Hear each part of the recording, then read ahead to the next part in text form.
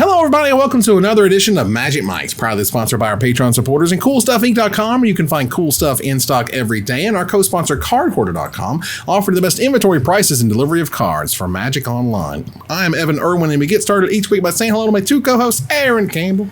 It's beginning to look a lot like Christmas. Next week, you guys. Next week, Ruben Bressler. I was going to say Chag Sameach, Happy Hanukkah.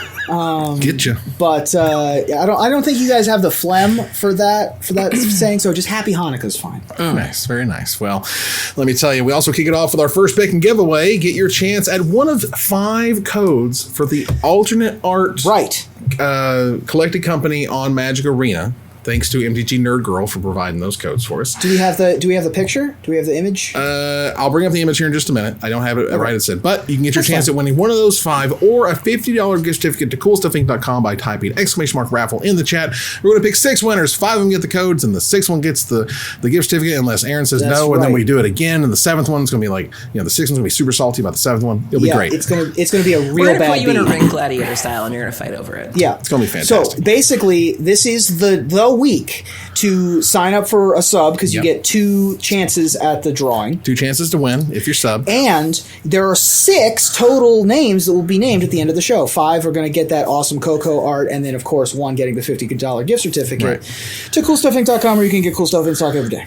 That's correct. And also, don't forget our raid at the end of the show to support a member of the community. Enter your suggestions at the end of the show to see who we might raid tonight. And if you're listening to us on a podcast, God bless you. You have no idea what's going on because we never include that stuff. Do they listen to this part? It's fun. Do they? Maybe. I don't know. It's fine. We went over the Spotify numbers the other day. Hey, people. 28 countries, was it? 28? Yeah, I just don't know if this part of the show is edited out. Okay, all right, look. So, Vikings, gods, myths, legends, so many beards. Kaldheim is coming to blanking melt your mind hole. Is literally the first sentence. This is a PR strategy, is what this is for sure. Kaldheim was unveiled some details about it. I'm going to go ahead and bring up the stuff here so you guys can take a look at it. Mind hole. Those are words I never thought I would see. It's Mothership. They went in a really weird direction with the advertising for Kaldheim, in my opinion. Now, we've known for a while that Kaldheim was going to be Norse-inspired. Yes, we were aware of that. It was going to be, Northern Celtic, Vikings, Gaul, Norwegian, Vikings, Runes, Raiders, giants, trolls, everything north of the Arctic Circle. And in my head, I'm like, all right, cool, dwarves, giants, that's the Norse version of elves, like elves from Thor to the Dark World, basically, like creepy dark elves, basically dark elves. The drow, yeah. But then Kaldheim's advertising started, and they were like, hey, you know what else is Norwegian? Metal music. Yeah. And I was like, yeah, kinda. But From sure. Kaia to Kaia. What's Kaia doing here? That's what I want. Kaia and Tybalt are here for some reason. Weird combo. I mean, Tybalt sort of the thing. All right, so here's the thing. I think the idea is there's an attitude, right? There's the metal attitude. Yes. That's what they're trying Absolutely. to do. I get it. I understand. I love it. I get great. the motif. I just feel like when you do that, it's really, really close. It's really, really close to giving yourself your own nickname. All right, like the person who's like, call me T-Bone. No one calls you T-Bone but you. Right, sure. When you're like, we are the most metal of all time. You're probably not the most metal of all time. And it's, the guy who's the alpha never says, I'm the alpha. I appreciate, I'm just saying. Someone just got called out. Hey. The thing for me is, I think it's a great marketing shtick. It's a cool marketing shtick. I'll take it. I think it's a really clever thing, different, interesting take.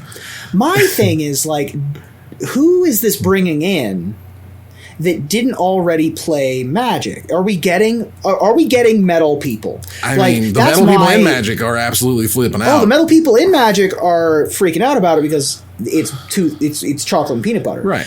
But this is less like, how do I say this? This is less like when you bring in Harry Potter fans, which are a crossover audience already. Mm-hmm. This is less like when you bring in Lord of the Rings fans, right? When you have a crossover audience already. If there's a huge crossover audience in metal, And then, Mastodon tweeting about your card game is going to bring more people into the game. Dope. That's awesome. Right. That's not what I know. That's not my demographic. I'm more of like a Coldplay with banjos kind of guy. Wow. You know that genre, Coldplay with banjos? Ohio 8. You know what I'm talking about. Ohio 8, the pre-show, let me tell you. But you get my point. Anyway, so, if it's just something I didn't see coming, and I think it's very clever, and I don't know if it needed to be clever. It's just when, corporations try to, curse but not curse to, show how BA they are. It's a little weird and offsetting. And, I mean, by and large, the set, it looks gorgeous. I love the Norse theme. There's clearly the tribal themes are back, which is awesome. And they've learned their lessons. Changelings are coming back from Lorwyn, which they should have been there in Ixalan, but they weren't, and that sucked. But now we got them back, and that's great. So I'll take it. The dwarves everywhere. We have we got a handful of cards to talk about. I wasn't expecting Dwarves, that. giants. I'm really excited because I wanted to build an Abomination of Llanowar deck, and it looks like we're getting both black and green elves. So it's all right, more for me. Yeah, what do you guys want to talk about first in terms of the preview cards they've shown us so far? Well, we have to talk about Kaia, right? I mean, Kaia is kind of the headliner for our Norse set. Right. It's just like an incredibly powerful 5-drop Orzhov Planeswalker. They also did a really good job of giving her preview card to a band with a black woman at the helm. Ooh. So that was really, really cool. That was cool. I'm bringing it up here if you guys want to go ahead and talk Smart about it. idea. Yeah. So Kaia the Inexorable is 3 colorless white-black. For legendary Planeswalker, Kaia enters the battlefield with 5 loyalty and has a +1, going up to 6 immediately. +1, put a ghost form counter on up to 1 target non-token creature. It gains when this creature dies or is put into exile, return it to its owner's hand, and create a 1/1 white spirit creature token with flying. That's a mouthful. That's a lot. -3, exile target non-land permanent. Well, good heavens. I'll sign up for that. And -7, you get an emblem. With, at the beginning of your upkeep, you may cast a legendary spell from your hand, from your graveyard, or from among cards you own in exile without paying its mana cost. So you can repay her. You can rebuy her over and over again. You can rebuy her over and over and over again. You can also Primeval's Glorious Rebirth. How's that? No, I'm kidding. But yeah, this card is an extremely powerful card. It reminds me a lot of the 5-drop Ashiok, where it's got your super expensive control element to it on a board that's kind of at parity, and then you can also solidify the board position pretty easily with this card. I mean, this is what I want Planeswalkers to kind of look like. I want them to be 5 mana. They're cool. They're powerful. They're impactful. But they're not like what happens on turn 2 and I have to deal with this for the rest of the game. And it's OP and it's the only strategy we got and yada yada. And I think they did a good job of making this one kind of interesting. Clearly not overpowered. Well, so was the last one. I remember when Kaia Orzhov Usurper came out and people were like, this card is garbage. Oh, they said it was terrible. Deck, that card didn't work. And so, we've talked about that before. That we tend to, the 3 of us, we tend to prefer more of the niche planeswalkers that aren't necessarily good in every deck, but in the right deck they can do a lot of work. And who knows, maybe she's one of those. This doesn't seem to me like an auto include planeswalker, right? Not necessarily. It's something for sort of like the Orzhov or maybe an Esper value or a control deck or something. Which is 5-drop control planeswalker. Not every deck is the black has an angel sub theme. Like that's really cool. That's really interesting. And white-black angels. Yeah, I like the idea that Wizards has kind of moved beyond the standard planeswalkers, as it were, because when you can make them more interesting and more niche, I feel like they're always more exciting, because that way, what deck's going to have this planeswalker, and how are you going to use these interactions to their best ability? But note the ultimate also goes infinite with Karn's Temporal Sundering. It just keeps playing that's cute. I like that. That's adorable. Gross. Which is adorable. Now there is a sweet new legendary dwarf. I want to bring this girl up. She's some hot fire. As soon as the page starts working, here we go. Magda, Brazen Outlaw, is a red and a generic mana for a 2/1 rare legendary dwarf berserker. Other dwarves you control get +1/+0. Whenever a dwarf you control becomes tapped, you create a treasure token, and you sacrifice 5 treasures. Search your library for an artifact or dragon card. Put that card onto the battlefield, then shuffle your library. Yeah, I'm happy to see more treasure, and this isn't the only other red card. The Gilded Assault cart, which reminds me of when the pandemic first started, my boyfriend and I were playing a lot of Donkey Kong Country, and remember those levels with the really out-of-control mining cart? This is what it reminds me of, and so I keep hearing that clink in my head of every time it would, that sound when it jumped the track, and so the first time I saw this, I just immediately had Donkey Kong flashbacks. Which is fine, too. There's nothing wrong with that.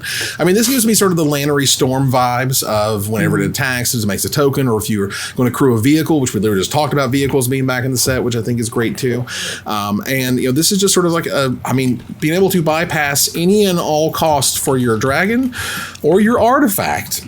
Any Giganto artifact, this is getting around that with treasure tokens, which again are also making a return. So the other cool thing, Moggs is great. Look how many words are on this colorless and a red creature. How can this card be bad? Seriously. Also, Berserkers are going to be a thing, from what I gather. Sort of like a creature type that's across all of the colors. Yeah, it's not an Angel Berserker. And it's a dwarf lord, which I love. Right. But also, there is a dwarven combo that you can run with this card in either EDH or Legacy, probably EDH, where if you have Dwarven Bloodletter, you can use a battered golem that has a runed stalactite on it to make an infinitely large number of treasure tokens, which is adorable. So if you have these 3 cards, or is you it have 4 these cards? 4 cards. You need 4. 4 cards. separate unique cards. 4 separate unique cards in your mono-red commander deck. In this exact position, and no one's doing anything, and just watching you do it. It's cool. They banned Goblin Recruiter, but Dwarven Recruiter's still out there. Waiting to be broken in Legacy. It's interesting to me that there are now there's a whole different subset of cards. There is the cards in the set, and now there's the Kaldheim set and theme boosters that have their own unique cards. They're completely legal in standard, and there's some really interesting cards here, I think, for being legal in standard, but they're not going to be in the main set itself, only in the set boosters themselves. So, and I won't know which ones are which until I start drafting. Oh, for sure. For example, you had there's this 4-mana elf, the 4-mana 3/3 elf. So it's a hill giant elf for a green and 3 generic mana. I'm trying to make this page react, but it's not working for me. Anyway, is this the Canopy Tactician? This would be the Canopy Tactician for a green and 3 generic mana. It's a 3/3 rare elf warrior. Other elves you control get +1/+1, and it taps to add 3 green mana. A 4-mana draw, a 4-drop that sends you into 7 mana the turn, or 8 mana the turn thereafter. 8 mana the next turn. That's not shabby, but that's not in the set. And I'm like, wow, they didn't even put that one in the set. So what about the Colorless Birthing Pod? Is that in the set? That is in the set, as I understand. Yeah, Pyre of Heroes. Let's talk about colorless that one. Mana, rare artifact. So it's a 2-mana rare artifact. Pay 2 mana and tap and sacrifice a creature. Search your library for a creature card that shares a creature type with the sacrificed creature and that shares a creature type with the sacrificed creature, that includes changelings, and has converted mana cost equal to 1 plus that creature's converted mana cost. Put it onto the battlefield, then shuffle your library. Activate this ability only at a time you could cast a sorcery. So Birthing Pod. Yeah. So Birthing Pod. And this is colorless. So, in Commander, think about a white Birthing Pod, a blue Birthing Pod, a black Birthing Pod. This opens up a lot of doors. I want to try this in my Pashalik Mons deck, because not only is it a sack outlet, but a lot of the goblins that I'm running tend to ETB and bring goblins with them. So I want to live the dream and pod for a Siege Gang Commander. And just that's, at that there's a point, bunch of crazy stuff. My God, like that card in Historic is going to be real. Being able to pod up your goblins, up the goblin chain's going to be a thing. This is another example of, Wizards loves to get close to broken things. They don't want to break it. They want to get so close that you're just like you can feel the heat coming off the brokenness, but you're They're like, also it's just convinced not quite. They can get it right. I remember when Birthing Pod got banned, a short time later, Coco came out, and it was like, are you serious? We were just and here then they with did your Neoform, and then there was Eldritch Evolution, and then it was like, let's keep flirting with this. We're going to get this right. Sometimes they'll do time. Prime Speakers, but they miss and then more there was often Neoform, and then there was Prime Speaker, and so they just if they're convinced they can fix it somehow, they're going to try it. Right, and they're like, we know this ability is exciting, right? We know this ability is cool and neat and perhaps some interesting gameplay. It scares me, what's the best changeling in the set? What's the sick mythic changeling? Because it's the one that's going to be at the top of this chain, I assure you. And we already have that crazy one in Modern or whatever, and we'll see where they go with it in Standard. I also briefly want to touch on Showdown of the Rat Battle. the Boros. The Boros Saga. Showdown of the Skalds. So Sagas are coming back. Yeah, they are. Cool. And Multicolored Sagas for the first time, which is dope. This card is, this card is Escape from the Wilds. This card's insane. So 2 colorless red-white for an enchantment saga. You exile the top 4 cards of your library until the end of your next turn. You may play those cards. That's chapter 1. That's chapter 1. That's Escape from the Wilds. Chapter 2 and 3. Who cares? Whenever you cast a spell this turn, put a +1/+1 counter on target creature you control. This is like the ultimate top. Like you go 1-drop, 2-drop, and then a 1-drop and a 2-drop on turn 3, and then you reveal a bunch more 1-drops in a land.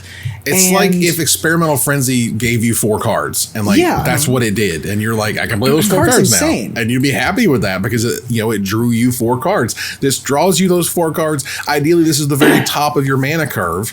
Therefore, everything you play that isn't this card is going to be putting counters everywhere. This is Tidings in Boros for less mana. This is very, very, very good. This to me is like Wizards wants a Boros aggro deck to exist in the format, and here, take this thing and run with it because it can be extremely powerful. Because you run out of powerful. gas a lot with the Boros kind of aggro decks most of the time. This is nothing but a huge gas can. Right. When they play Wrath of God, you slam this thing, and all of a sudden we're back in the game, and it's scary again.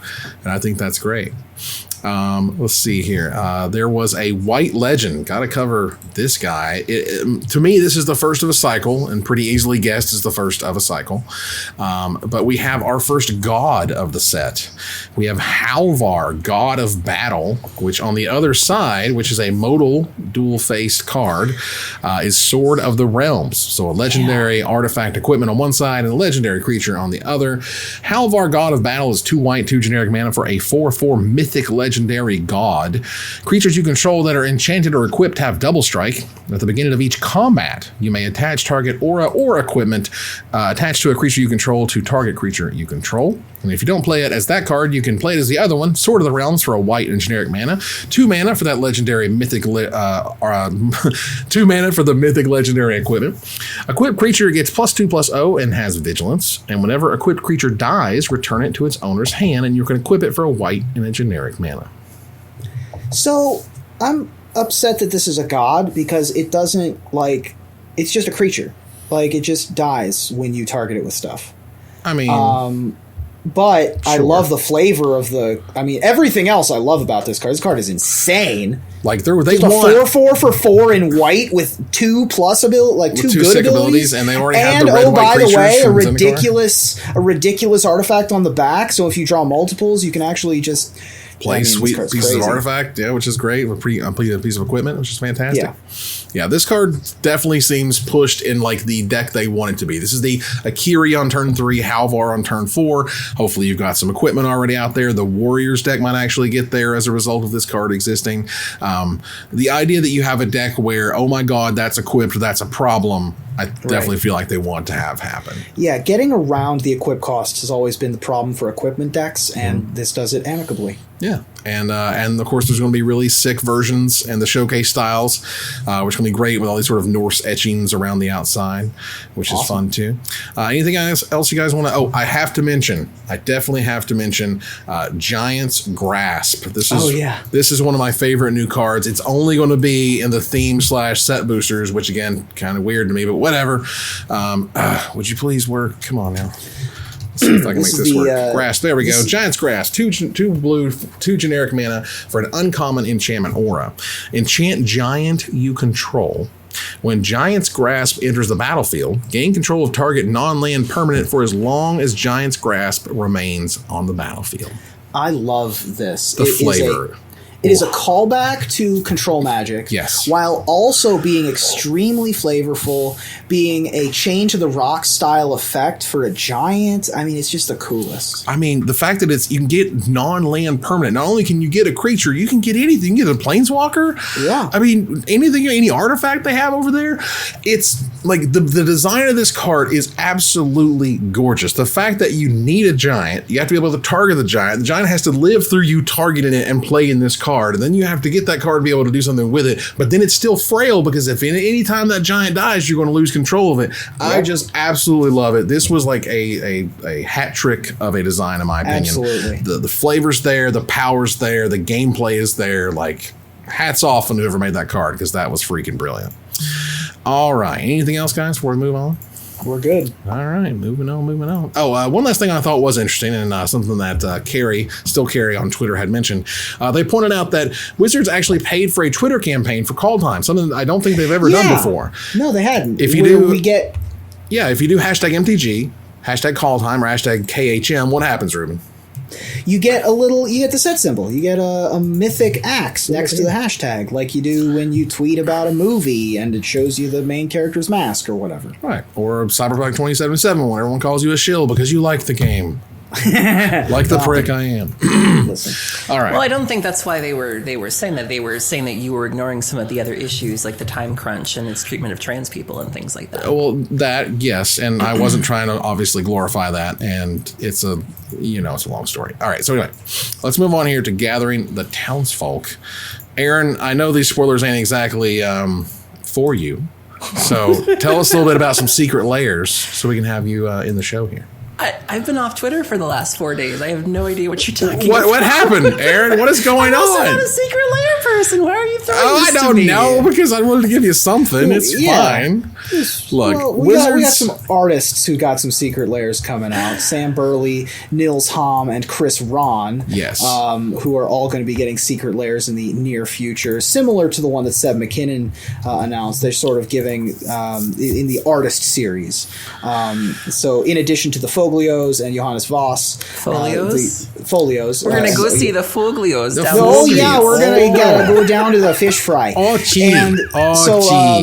Sam Burley, Nils Hamm, and Chris Rahn have been added to the lineup. Right. And at this point, like, we're seeing even more sketches of what they may or may not be creating. And I absolutely love the fact that it seems that we've done nothing but given more and more of how the sausage is made. Here's what we're thinking about. Here's some sketches of stuff we've been working on. Like, the idea that all this stuff has to be unbelievably secretive is, I'm happily, like, that's an old idea that is getting shunned, and I love it. Show me the new stuff. Talk about the new stuff. You're not going to ruin that much that you think you are, versus getting us excited by showing us some cool sketches. And also, how much more ridiculous can you be than printing, Rick and Glenn from Secret Lairs, and just let the artists tell a story. I think it's great. And we've already hearing about, Rick and Morty getting the set next year and all that silliness. So we'll see. Congratulations in order to Gavin Verhey, who created his own YouTube channel and has now gotten over 1 million views so far. Quick to 1 million. Obviously, Good Morning Magic has been a breakout success of quarantine. One of the very few silver linings of the pandemic has been Gavin Verhey sort of pulling back the curtain once again, showing us how the sausage is being made. Yeah. And what started as Gavin's little quarantine side project has turned into something massive. And it just goes to show you again that he is the heir apparent to Morrow, just making something out of nothing. This is where Morrow has been writing Making Magic for 13, 14 years, something crazy. I can definitely see that. He doesn't write Making Magic per se. When Gavin takes over, he keeps doing his 3 times a week video show where it's like short bits about what he's working on and what he can show us and stuff. But it's been great seeing behind the curtain, and Gavin's a great host, and it's been really sweet seeing that happen. So. Pretty cool there. All right, let's see here. There was a story about Pete Hoefling, owner of Star City Games, selling $160,000 worth of angel paintings. Yeah. He just had these in his basement? Yeah, they were hanging around his house. What a weird... So have you seen these? I have seen these in person. These were at his house at one point or another. And 5 years ago, I know for certain, you could have picked up Baneslayer Angel for $15,000, and he sold it for $50,000. So, well, the art market's gone through the roof. The market has exploded. Just in the first 4 years of Magic Mike's, we talked about art being sold maybe once. In the last year, we've been like, new record for the most highest. Right. Sotheby's auctions and all this other stuff of like super crazy stuff and demonic tutor and whatever. So it's getting pretty crazy out there. And, he certainly rode the wave of that, and that's awesome. Let's take a look here. We from LRR, Loading Ready Run, we heard heard that they were going to have pre-releases all through 2021. That's great. Thank goodness. I mean, again, another content creator that is doing great work that they've been working together for so long. The fact that the pre-releases have continued through our current affairs have been, a bright spot in an otherwise shadowy world. And so I'm glad that they continue to get those. I don't know who came up with the idea of REL axed, but it's just, it's so perfect. REL axed. Great. It kills me every time. I'm like, it's so beautiful. Such a rules wonderful enforcement pun. level. Relaxed, yes. Aaron. I thought you meant like Ari lax. I was no, really not confused. yeah. Like, when he said it, and then I guess there's like an Ari Zax running around. Like, I don't know. Oh boy. Well, but yeah, at the pre-release, you've got Surge there. Right. It's rules level Ari lax. You have to like slam down stuff and like showboat in front of your opponent when you win, and I mean it's incredible. Just kidding, Ari. We love you. Yeah. All right. Let's move on here. Unless you guys want to talk about anything else. Gather the townsfolk. I mean, hashtag gay pride. Do you want them coming after us again? Look what I'm still recovering. That was a very successful campaign. It's not like we're not showcasing something that needs some help. Just revealed some sketches. She unveiled some collaborations with Seb McKinnon, who we love. Elena Danner, who's another popular magic artist. Her Kickstarter, $124,000 of the original $600,000 goal. I mean, get that bag, Rebecca. Get it. Make it happen. So these are like exclusive playmats that they're only going to do and give away as a part of this Kickstarter. One with Seb, another here with Danner, and super cool stuff. And if you're into it, I mean, this is the place to be right now. Yeah. 2 more playmats in addition to the previous playmats that were available. I mean, there's just too many playmats, but these are beautiful pieces of art. If I could get these in like a print form, that would be preferable. Yeah, I wish there was something that was applicable-ish to playmats in a way to, showcase artwork of Magic, showcase artwork of the artists, but not yet another playmat. I don't know how many stacks of playmats I can have. I tend to think of playmats like a purse, where it's like, depending when I would go to events, remember events, y'all? Right. I would, depending on the deck I was playing, or depending on the format I was playing, or depending on the sleeves I was using, I would coordinate that. You want your mat to match your sleeves. I mean, I would play the mono red deck on the Azoria sleeves. I get it. Yeah. But let me ask you this, because I'm a super villain. I'm that guy. Were you that jerk that would put out an infect token at the start of the game who wasn't playing? 100%. I used to keep a fairy rogue token in my Kithkin deck box. Yes. And you just lay it out. You never call attention to it. Never. Don't even talk about it. You just put it out there, shuffle your deck, blah, blah, blah. Let me ask you this question, Aaron. How many purses do you have? If you don't mind my asking. Actual factual purses? Actual factual. We're digging deep, folks. Yeah, we're getting there. Carry the one. Count? Clutches count. Sure. Clutches count, sure. All things that carry your Goes stuff. with your outfit. I have right? 5. 5. How many playmats do you have? Oh God, 30. Exactly. Right? Like 70. Yeah. Like it's more. You don't need. You can have 5 playmats to match your deck and match your sleeves and match your fingernails, but you don't need 70 purses. This is my fingernail playmat. Thank you. Thank you very much. Aaron Kardashian. You don't need that many. You don't need that many clutches for your In Bolus's clutches. I mean, Goodness I don't gracious. know. All But right. playmats come in colors that purses don't. Okay, It's You can true. get an ancient grudge purse. I mean, but like 100. I mean, 10 maybe. this is how you know I'm on a podcast with dudes. They're just like, ew, who needs 4 purses? I wasn't saying anything There's about your different purses. shades. There's shades. Listen, your purses are fine. 5 is actually a low number. I was expecting higher. But playmats, I don't need like a foot tall stack that weighs 300 pounds. Like it's 3 bags of mulch that I gotta move. It's too much. Mulch. Goodness. All right. Well, let's move on here to Desperate Ravings this week in drama. Oh no. Oh boy. We stepped in it again, y'all. I was so glad I was away for this. And by we mean not us. Not us. Because Thankfully. we could give a crap Although I was a about little worried this about argument. you, Evan. You did write a thread this morning, and I was like, "Oh no!" And threads are always risky. I write them all. And you keep ending your threads with that damn heart. It That's just right. drives me crazy. Well, if you know me, you know I'm try to be sincere and earnest, and I've tried to be nothing else my entire freaking time on this platform. And to tell you that I mean it from the heart, it's a great issue. It's a weird issue. Let's talk about it. All right. So the whole thing kind of started about, hey, why shouldn't we pay creators to showcase previews from Wizards? This is a marketing outlet. This is a promotional activity you're doing for the company. Could they not reimburse you for your time? This is kind of the extreme thought over here being the idea that being given a card or cards to preview is a privilege, and payment in and of itself is exploitive and backwards. Now, the E word being exploitive, pretty harsh word for what's going on. That's a loaded word. That's the idea that someone is being taken advantage of, that someone has sort of no idea what's going on or how the system works, or that there's something nefarious going on as a result of that stuff. And considering I've gotten previews for a very long time, and I've gotten some of the first previews, and I can tell you how the entire system has warped from they're not giving anyone previews, and the only previews they got were what showed up on MTG Salvation that they had to go sue Rankered Elf to make it stop. Remember Salvation? I know, right? And then it went all the way over to, okay, now we're talking about YouTubers, and it's all about the YouTubes and YouTube channels getting previews, and that's great. And then it's all the way over here to streamers, and now it's all about the streams and the streamers getting the stuff, and what about the streams?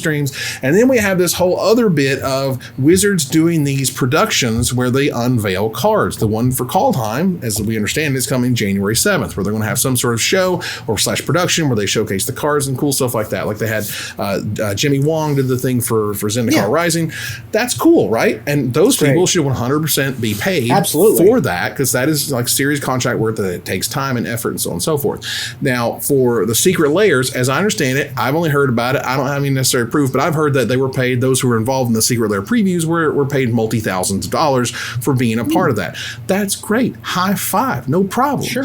And for those who get a preview card from the upcoming set, they don't get paid anything. And this is somehow people being taken advantage of, when at the same time, pretty much most of the people who are given those cards are like, thank you, Wizards. Yes, we would like to have another. It's a privilege as opposed to being a exploitation. This is such a weird time for this to come up. It seems like this is 10 years too late, first of all. And trying to come up with sort of like a classism type thing of just like, they're trying to pull one over the poor people who can't get paid what they're worth. And it's like, and also, if listen, you're fully within your right to say, Wizards of the Coast, I am promoting your materials. Right. Please pay me for my time, especially if you are a cosplayer who is making a cosplay for a preview card that you've been given. Right. If you are a very popular video content creator with hundreds of thousands of views and subscribers and followers, sure, you're well within your right to say, please pay me for my time to help advertise your product. For just getting a preview card, though, is a huge privilege. Like, I remember my first preview card and thinking to myself, man, I'm going to get so many more clicks because I got this preview card. Right. That's my, I got paid in exposure, and that's cool. But they also paid with nothing, really. Like, they can just was also worth more then. I mean, yes, if this was 10 years ago, exposure to we've been very vocal about the fact that while we appreciate getting preview cards, we do not see a sizable bump in our viewership. The minute the card is spoiled, people check out of your channel. It's not timeless content. It's not like a deck tech that people will, lovingly go look for on YouTube and watch over and over again. It's really more of a moment. And so, like I said, I've been off Twitter for the last couple of days, so I haven't been around too much of this. But, I think people make content for different reasons. And I think that if you are the kind of person who feels that you should be paid for having a preview card, I don't have a problem with that, especially if you are somebody like Jamie Topples or Gabby Sparts, where your primary source of income is Magic. Because for you to essentially take on this volunteer opportunity, it is taking you away from other projects that could make you money. And so I don't fault anybody for that. There are also people who make content just because they love making content. This is not our primary gig. Like, Evan and and I have very demanding full-time jobs. Ruben usually has a gauntlet of gigs lined up. And so we do this because we love to do it. And so when we receive a preview card, we're just happy to be invited. And that's enough for us. And so the problem that I have is when people from Camp 1 look at people from Camp 2 and say, you're being exploited, you should be mad about this. And it's like, but I'm happy with what I have. And I think that's okay. And so I think either way you want to look at it's okay. But when you start taking the agency away from people in Camp 2 and you imply that like they didn't choose or they don't know any better or something like that, then I have a problem with that whole line of thinking, because some people know what they're doing and are just perfectly happy with that, and that should be okay.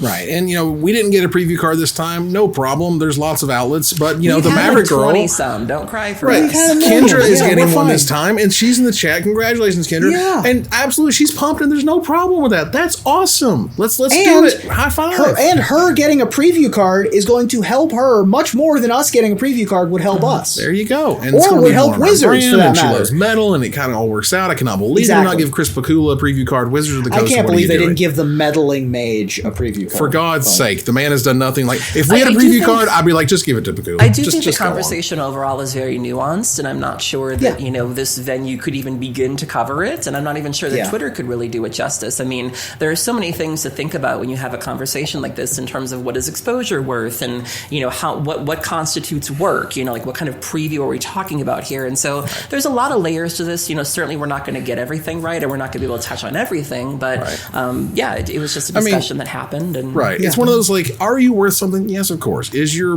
brand, your platform? Absolutely. Go nuts. But it's in the same right of Wizards to say, okay, you want to be paid? Well, we're not going to pay you. We may do something with you later, but we're going to go ahead and give these free previews to other people who are really excited about it. And if they're excited about it, that's okay. It's all right for both of those things to exist. But I feel like there's also a level of involvement where it is expected to be paid when your level of involvement is here or even here. But when it's way down here, like...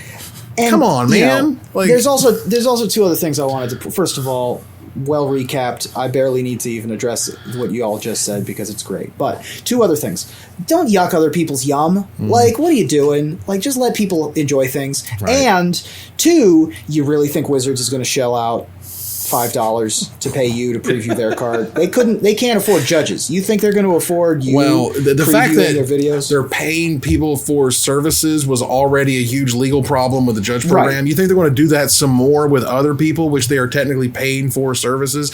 And not to mention the logistics of it. Cube April put out a really good tweet that was like, for a company to pay one person $100, a company is a nightmare, is work for them. And now think about if a company has to pay people from 20 different countries. That is a logistical nightmare. Like, you think they're going to do that? Like, they already outsourced their tournament winnings and things like that. Like, who and for those who are saying that, like, what they pay tournament players and content producers are worlds apart. These are not the same people. It is not the same to Wizards of the Coast as to who these important groups are and how they get these people monetized. Like, it's worlds apart. So it's just weird. And the idea that you're like, well, Wizards could just add another person to like, no, they're not. Why would you do that? What manager said, what we need? Bureaucracy and a higher marketing budget. Like, what is going on? That's weird.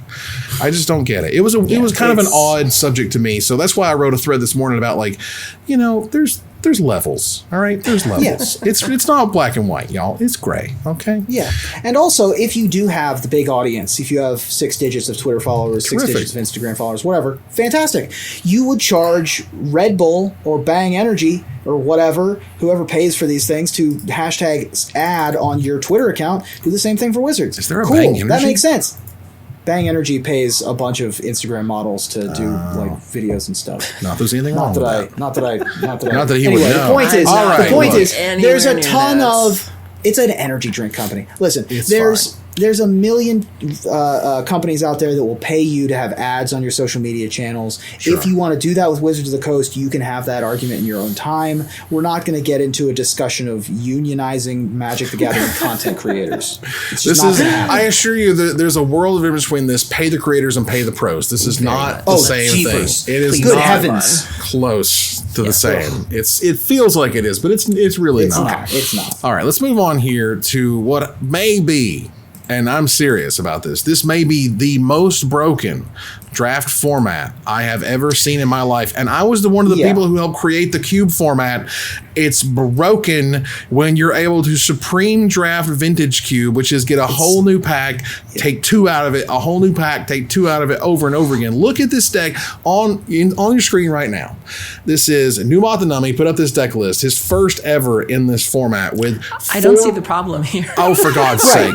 It's literally drafting Vintage, so it's Vintage. We're talking 4 Moxes, a Soul Ring, 2 Mana Vaults, 3 Time Walks. It's 2 of the same 2 Moxes. It's 2 Jets and 2 Pearls. Yeah, and 3 in a Time draft Walks format. I mean, what is 3 Time Walks, a Time Warp, 2 Time Spirals? What is happening? What is going on in... I would like to subscribe to that man's newsletter. This is the most busted crap I have ever heard. So if it even remotely works, I will be astounded. What they should have done is not used the Vintage Cube. What they should have done is curated a specific Supreme Draft Cube. Yes. But that has Golgari Grave Troll. Sure. That has Mishra's Workshop. That has vintage staples in this them. Cube? No. Oh, okay. This is the Vintage Cube. What I'm saying is, this is just they took the Vintage Cube. Right. It's the just Vintage that it's so Cube, warped. You could make, because of the way the packs work and the way the drafting works, you could say, let's include all of these Dredge cards, and you're going to see a bunch of Dredge cards, and you can make Dredge work in a format like this. This is such a weird... warping of a format that is already warped. Like, Cube is already the sort of extremism of Magic Limited, and this is an even more extreme version of that. Like, this is off the charts. Vintage doesn't let you play with 3 Time Walks. I don't care how many times you play it. Like, kinda, sorta, Snapcaster. And if you get Ren and 6 going. I suppose. I feel like I would just draft just nonsense, tanker nonsense every single draft. Right. Like, is there a reason not to? You're not getting cut from any colors. Is there a reason to not just be like, well, I'm opening a new pack, I'm probably going to open 4 recalls? Mm-hmm. That seems so silly. I can't. It's bizarre. True. One other thing I wanted to point out here on Desperate Ravings was a post by Mythic Meebo, Allie herself, who had mentioned, it wasn't a shocking take, but she wanted to see Uro and Muxus banned in Historic, which kind of led to a conversation, I believe this was over the weekend, where why don't we just ban and or restrict things, suspend things in Historic a lot more often than we do. Do it week by week, for God's sake. We're in a 100% digital world. What are we waiting on? Is there some organizers going to be crazy pissed when you just say, beginning whatever day, so the current tournaments can get over it or whatever, beginning whatever day, this is going to be suspended, and be proactive about it and take off stuff. Is Fire still completely busted? Maybe. Is Winota still a complete problem? I don't know.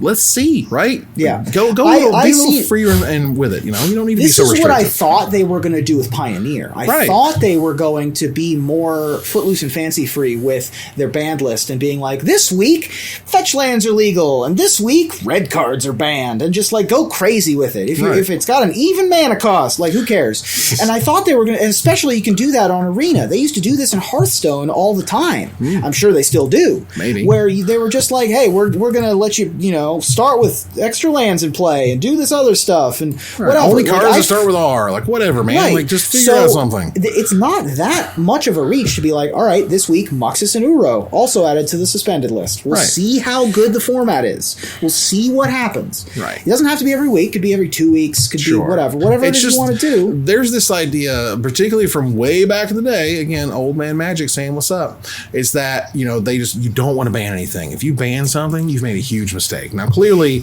we don't think that way anymore. But when they've also felt like, I still don't feel like it's gotten that sort of stigma out of it yet, is that if you ban something or even suspend something historic, that something's gone wrong, you've screwed up, something's terrible. And to me, it's just a different format. Now, there's nothing wrong with that. Maybe Goblins is the top tier right now, and that's cool. What happens when you remove the best card out of it? How does that change? Bring it back in for all I care. But that to me is just more exciting because, again, we're 100% digital. We ain't going nowhere. Right. Let's change it up a little bit. Which, by the way, the Arena Cube is on Arena, of course, and it's very fun. It's very fun. It's nowhere near as busted as what Numot the Nummy is doing over there in Magic Correct. Online. Aaron, you might want to stick with the Vintage Cube. Oh, I'm playing actual Vintage. Did you see I went 5-0 the other day again? I did. I 2 did trophies. See that. Casual dropping that one on us. Do you know how many ley lines I had to destroy for that trophy? Did you tweet about it? I did, hateful bastards. Wow. Hateful bastards. Well, look, is there anything else you guys want to mention before we move on here? No, I'm just good to go. So Turn tired. the corner to the finisher. This past week was Hanukkah, the festival of lights, and just as the Maccabees thought they only had enough oil for one night, but instead had enough for 8, our cup too overflows with holiday miracles. So as we continue this holiday season and we approach Christmas in a 10-day and all of the rest of the winter solstice celebrations to follow, tell me, what are you hoping to find wrapped up under your tree, Aaron? Well, for a decade, all I wanted was a new dredge card, and I finally got it in Shenanigans. So needless to say, I kind of want some more lovin'. So I'm looking forward to waking up Christmas morning and finding out that the line, "looks like Dredge got a new toy," is not just a meme this year. That's right. Looks like a dredge got a new toy. I almost broke my Twitter break for that. I was like, what? Could have been great. Ruben? The heavy metal frozen wasteland world is cool and all. But after both Kaldheim and Icewind Dale, from both Wizards of the Coast major properties, and their proclivity for connecting their pair of products, I'm looking forward to seeing Strixhaven and its connected D&D adventure where I can be Harry Potter. Say it with me now. You're a wizard, Ruby. That's right. Well, look, I don't want a lot for Christmas. There's just one thing I need. I don't care about the presents underneath the Christmas tree. I just want one thing for my own, more than you could ever know. This.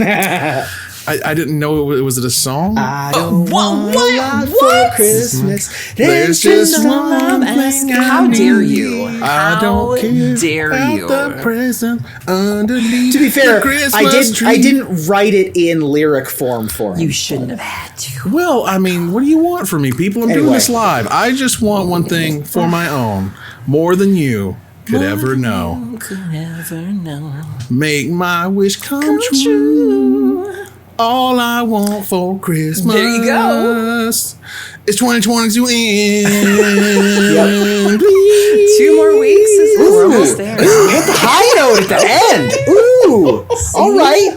Brought it home. Lord Almighty, that ends another live episode of Magic Mike's. Thanks for joining us here to discuss all things magic. Thank you, Aaron. Thank you for having me. Thank you, Ruben. Have a good night, everybody. Thanks for tuning in. You bet. As we move here to our final slide, I want to thank our sponsor, CoolStuffInc.com, our co-sponsor, CardHoarder.com, my co-hosts, Aaron Campbell and Ruben Bressler. You guys for watching or listening, and hope you support us at Patreon.com/MagicMikes. Please follow, like, tweet, favorite, share, subscribe to everything social that tells people we exist. Catch us online on our Discord, twitch.tv at Magic Mike's, on Twitter at Magic Mike's Cast, our Magic Mike's subreddit, and like the Magic Mike's page on Facebook. Or join us here next week, same time, same place, for another episode of Magic Mike's. Good night, everybody.